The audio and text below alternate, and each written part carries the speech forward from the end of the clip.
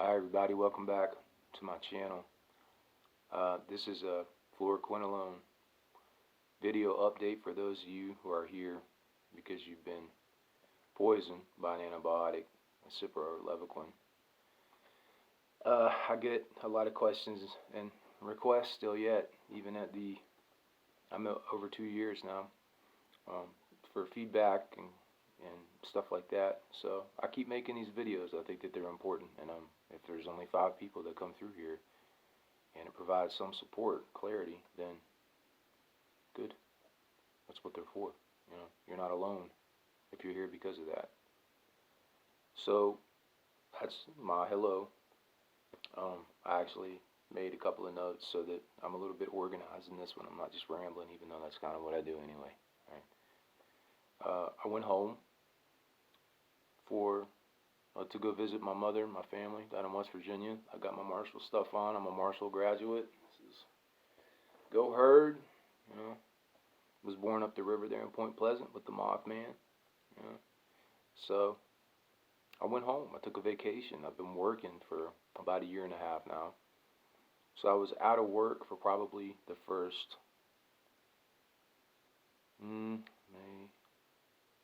for almost a year. I was totally disabled. And when it first happened, I was completely immobile. I couldn't walk. You guys, if you've seen some of the other videos, I couldn't get up on my own feet, literally. Couldn't stand up.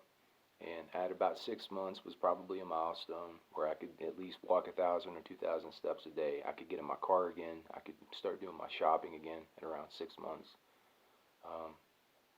And do better to take care of myself, but I wasn't able to work yet. And luckily I had a couple of friends along the way that were helping me with housing, or if I needed help getting groceries, stuff at the store, help cooking, cleaning, whatever, laundry. There were some people in my life who did help me, and they know who they are, and I thank them for that. I wouldn't have made it without them, because when you don't have income, and you can't walk, then and like I said, I'm from West Virginia. I'm not from where I am now. I'm in the western Pennsylvania area, about an hour north of Pittsburgh. And, it's been my home up here for many years. I have some roots up here. So I like the area. And I have a couple of good friends. They help me get through it, is what I'm getting at. So if you're at that place right now where it's just happening to you, or you're in the first 6 months of it and you were affected as badly as I was, I understand how awful it is, and the uncertainty of it, and the humiliation of it, of losing everything that you had and everything that you have worked for. Your identity, essentially, everything. If you're in that place, I pray for you. I got love in my heart for you, and it does get better for some of us. I'd say for a lot of us, it gets better, but it takes a long, long time, So you have to just accept it if that's where you're at right now. So work. I went back to work. I work with the intellectual disabled people and autistic people. I provide behavior, emotional, and clinical support to those people, and I've been doing that for about 1.5 years now, since Cipro. I was doing this kind of work before, mostly with autistic people, but then I was out of work there for a while and didn't know what was going to happen, if I'd ever be strong enough again. But I am, and I continue to get my physical strength back and my mental clarity back from the trauma of this whole ordeal, which I'll talk about toward the end of the video. But my background is in psychology, even though I work with a specialized population. You're probably not on the spectrum if you're watching this video, but and I've worked with normal people. I've done what's called wraparound in Pennsylvania, where I work with troubled kids, typically in low housing situations with their behavior problems. I've worked in schools and communities, and I've done this kind of work. I worked with homeless people way back when I was first out of college. So it's something that requires you to be up on your feet, though, to be effective, and I am able to do that now. And it took about 1 year before I could, get up and deal with things. And so I've been there now for about 1.5 years. So my poison date for Cipro was May 22nd, 2018. So this is mid-September in 2020. So I'm a little over 2 years and 3 or 4 months. So I've been employed full-time for about a year and a half now, and I'm fortunate that I was able to recover enough to come back to work, and it is very stressful sometimes. And going through the recovery from Cipro while trying to work a full-time job that has any degree of stress is extremely difficult.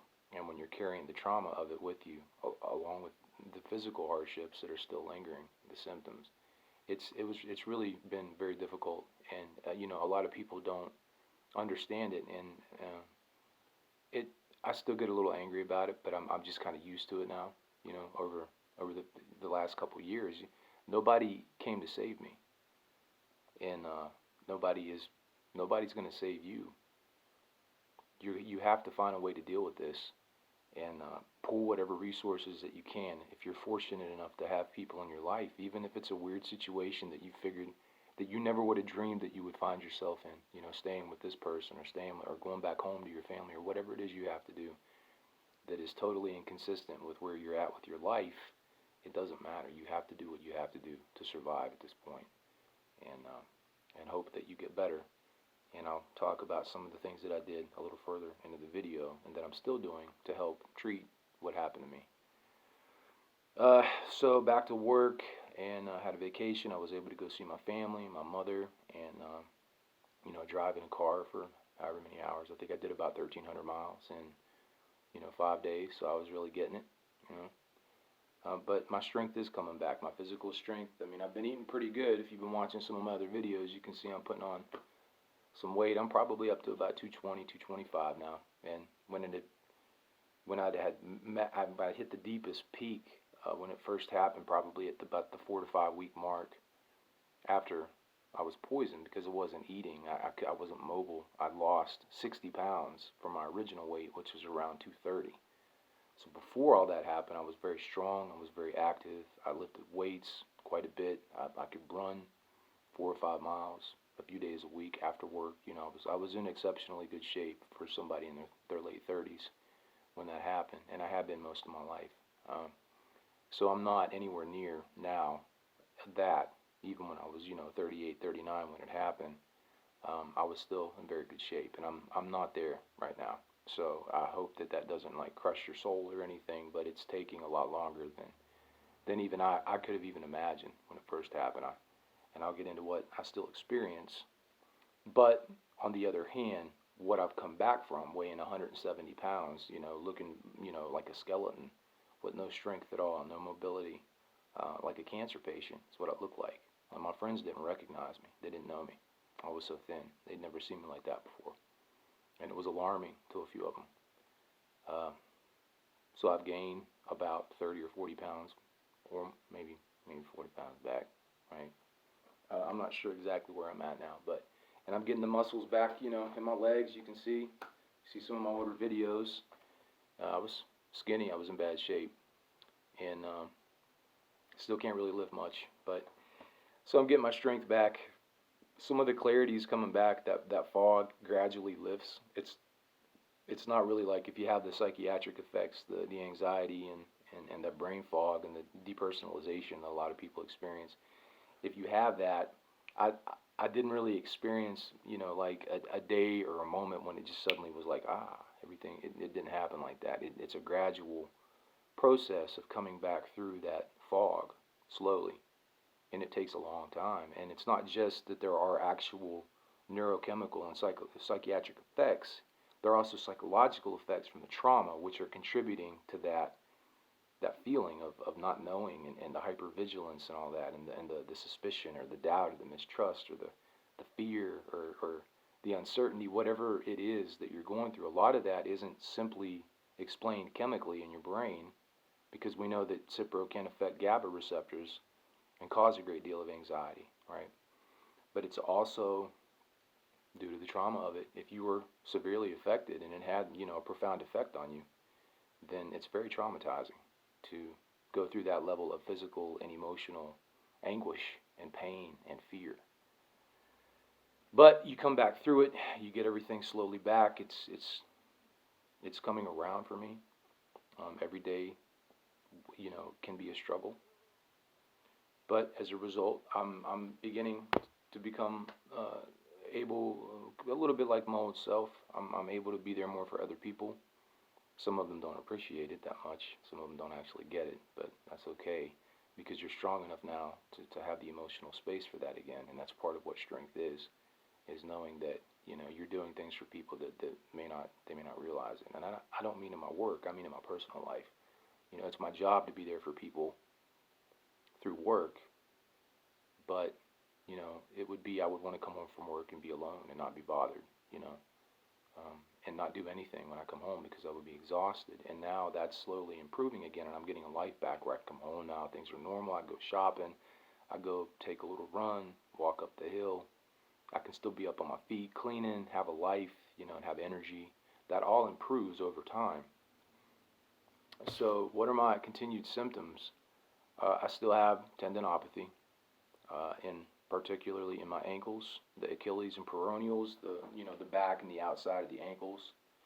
There's sometimes, on a rare occasion, I don't notice it because it feels like it's almost gone, but it still flares up with activity. So 5, 6, 7,000 steps, a couple miles of walking in a day, is enough to flare them. And but the flares tend to be less intense and they tend to be less frequent now. So I'm able to do more and more, and I feel like I'm gradually improving. I don't know how long it would be before I'm going to get to the point where I can, go run 3 or 4 miles again. It's a goal. I certainly have that goal again, and I'm aiming at that. But it's very frustrating because there is a limitation physically on what you can do due to the reaction that you're still recovering from, even if it's years later. So it becomes a mental struggle as much as it is physical for that reason. So I still have the tendon issues in my ankles. They will flare with, increased activity. I still have the neuropathy.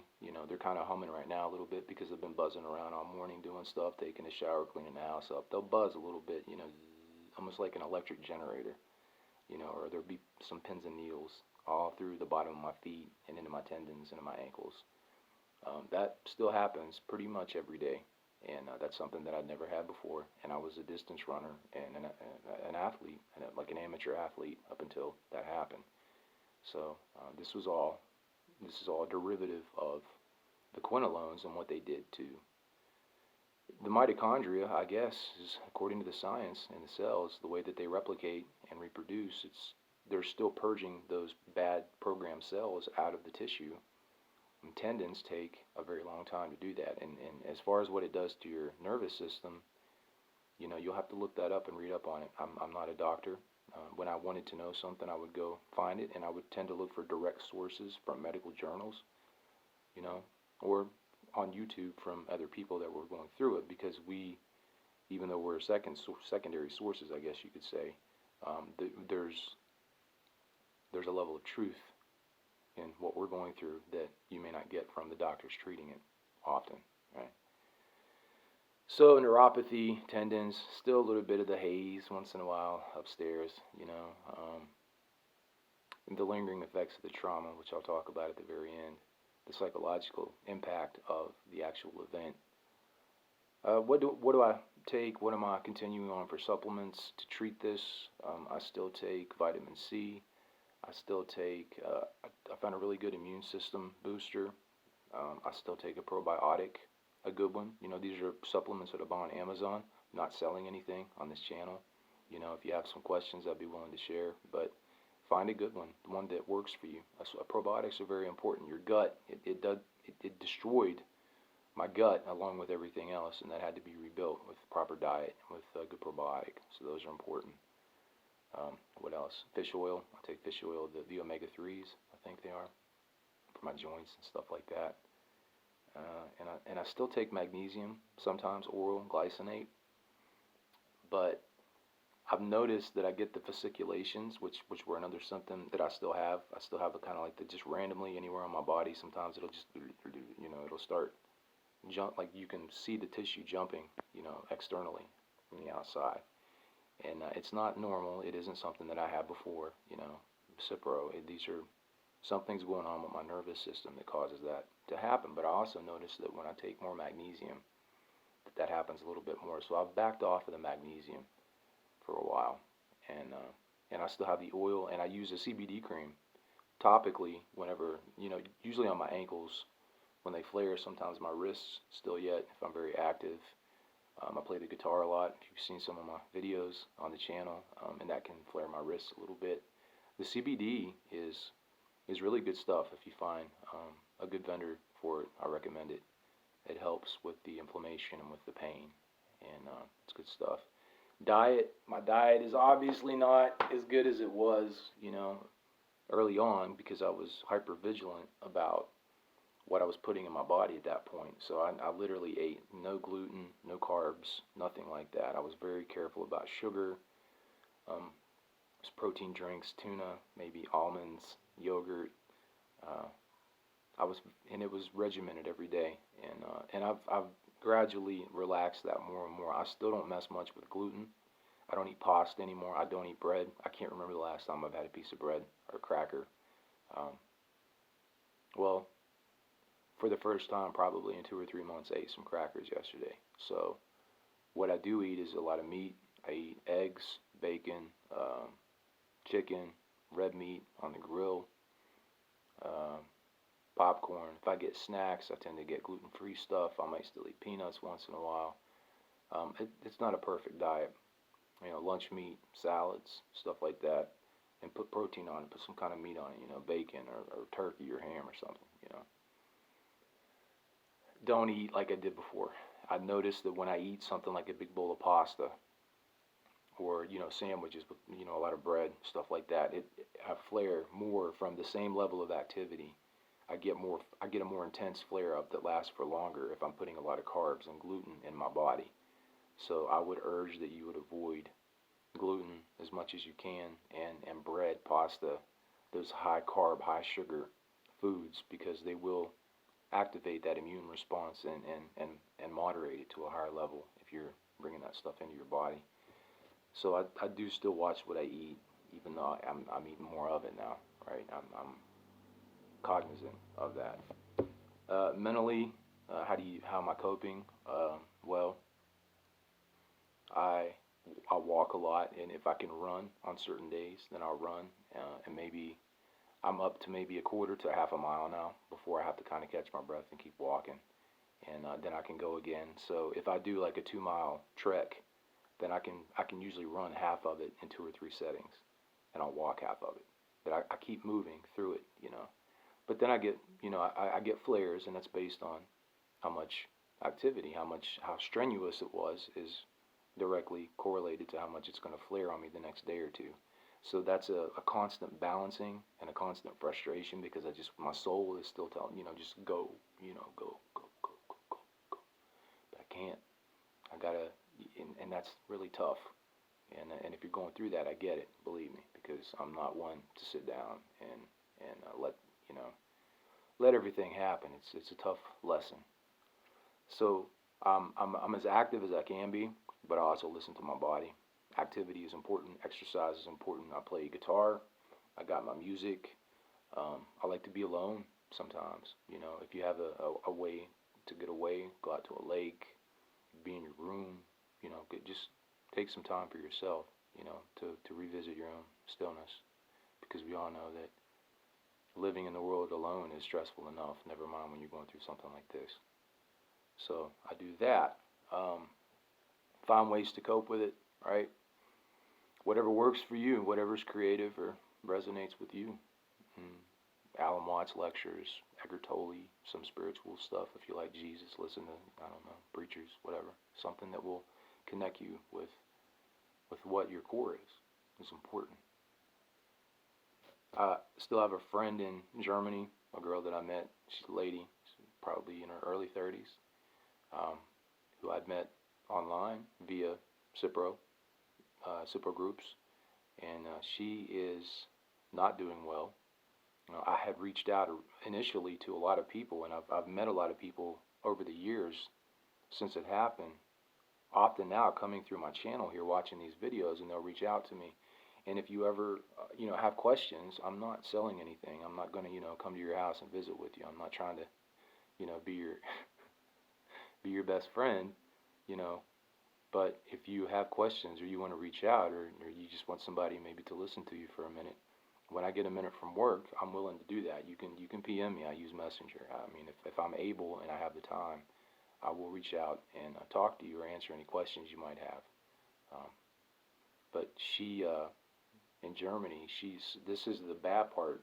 The bad news is that for some people, some of us get better and some of us get worse. And she had taken a lot more of the pill than I did. She took many more of them, many more doses. And she has gradually declined over the course of 4 to 5 years, whereas I was rocked initially almost to the point of destruction. I've been on a slow incline up to this point. And it seems like now things in the environment, food, stressful events like pregnancy, things like this that our bodies have to go through can trigger secondary issues, neuropathic or some kind of Parkinsonian-like stuff, or just failures of systems, immune system reactions, things that mimic autoimmune disorders or neuro disorders, things that are secondary, but they're somehow triggered or caused by the fact that we were affected by the Cipro initially. This is what's happening to her, and I won't say too much more about it, but she's declining. Some people do decline. It doesn't get better, it gets worse for some people, and that's a hard truth. And I don't know what might happen to me. I feel very confident if in the future I do develop some kind of cancer or autoimmune issue, or something like that, that I'm going to feel very confident that it has something to do with Cipro, and that if I hadn't had Cipro, I'm not saying that it's going to cause all of my health problems, but I'm saying that I was a very healthy person with no medical history my entire adult life for 20 years. I literally had no medical history.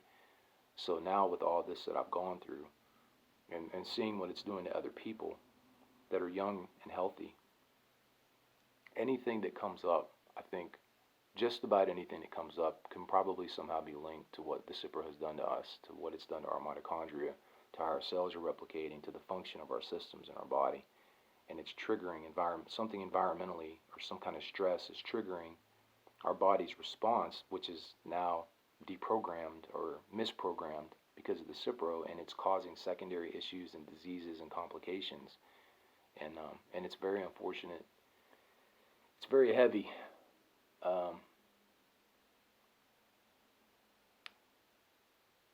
So the trauma, I will end this video with the trauma. We are all, I think, if you had even a moderate level, mild to moderate level reaction, never mind severe, if you had a reaction to this, if it affected your psychology, if you got the GABA receptor stuff and you had a lot of anxiety and depersonalization, if you got a lot of tendon issues, if something was happening to your joints, to your vision, to your hearing, something was done, and you know that it was because of the Cipro, and it, in some cases, like in mine, it disabled me, then that's extremely traumatizing. It causes a fear, which can be generalized, which is what trauma is. A lot of people think trauma, there's a misconception that it's just combat soldiers and maybe people that were like in car wrecks or something. But what trauma really is a change in the way the brain functions, because it was suddenly shocked or repeatedly shocked so many times that it had to reroute its own function to cope with that level of stress, which can be psychological or it can be physical, it can be pain, it can be any kind of abuse can cause repeated. And if you had this severe reaction, like every day is a waking nightmare, so you're like repeatedly traumatized over and over and over again, then it's extremely destructive to your mental health. And it's very difficult to come back through that, but you can when you get a grip on it, when you start to become aware of it. Generalization is an important concept for trauma, because what it means is you're not just afraid of pills anymore, which is obviously for the rest of my life. I mean, I think I'm getting a grip on it, and I've taken some antibiotics since it happened. I had to have one for an abscess in my mouth, and I think I took amoxicillin, and it was okay. But I was very scared of ingesting antibiotics again, even though it's just amoxicillin, because of what happened. And I think a lot of us get to that point where we're fearful of medical doctors in general, or we're skeptical at least anymore, or some of us might be angry, right? Or maybe a combination of all that. But it's not just the medicine that you become fearful of or uncertain about, that can be generalized into your daily life, which means that anything that's potentially seen as offensive or threatening, or which may not be, just in your interactions with other people, a loud voice, someone saying a certain word, like language, words that people are using. And this could be around people, not just random people in the community, but people that you have trusted and known for years, your family members, your close friends. You're suddenly hypervigilant and distrustful and not sure, and everything gets triggered because you've generalized what happened into your actual life. That's what PTSD really is, and that's what causes so much challenge in dealing with it, but also in becoming aware of it, because of what's happened to you and to me. You don't realize, I think, in some cases, that you're so caught up with what's going on that you don't even realize that it's happened, but you have been. We were traumatized, a lot of us. And I don't necessarily recommend more meds to deal with that, right? Even though I had a lot of stuff thrown at me, offered to me, that I did not take. Educating yourself and becoming aware of it is a very powerful thing, and taking care of yourself through diet and exercise and coping, and working your way through it, and not running from the generalization anymore and the triggers, and trying to come through that. And I think what you'll find is, if you do that, you come back different than you were before, and in some ways stronger to your core, because you walk through a lot of fire that a lot of other people haven't. And it doesn't make us better than anyone else. It just means that we've overcome some horrific thing, and we're still able to function in society. And you can't expect everybody to understand that, because they just don't. And being angry about it doesn't do much. You can have the anger, but you have to understand that even your close friends or your family, they don't. If they didn't go through this, then they don't understand how awful it was. It's not something that you can really blame. At least people who care about you, because some people are trying even if they don't understand, and you have to be grateful for those people. Anyway, I'm going to wrap it up with that. I appreciate you all, and please stay tuned to my channel. If you have questions or comments, again, please feel free below. Reach out, and I plan to keep making these videos. This is my Cipro update for 2 years, June, July, August, September. 2 years and 5 months, so 29 months, Cipro, recovery, story, journey, doing much, much better, maybe 60%. 60% what I used to be, which is leaps and bounds beyond where I was. God bless you. Bye.